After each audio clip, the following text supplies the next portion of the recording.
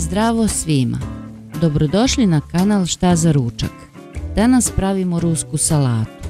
Isjeckamo na kockice 250 g pileće salame, može bilo koja po vašem ukusu.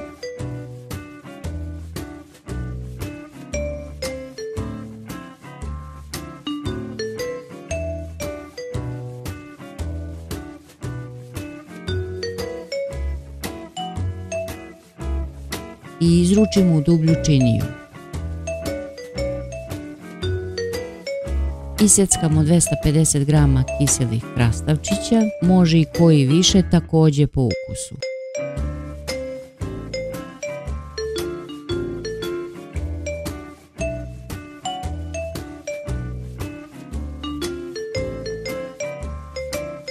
I to dodamo u činiju.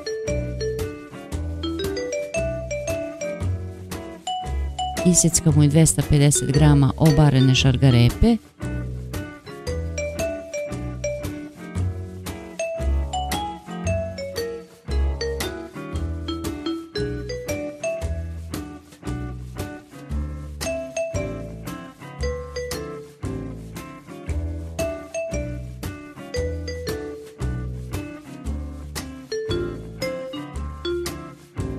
I 5 cijelih jaja.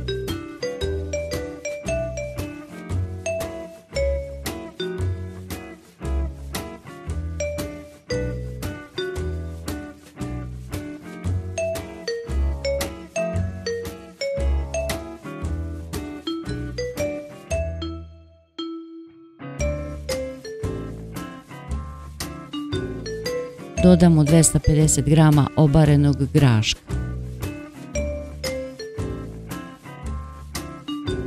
Posolimo po ukusu. Dodamo 250 g majoneza i sve dobro izmešamo.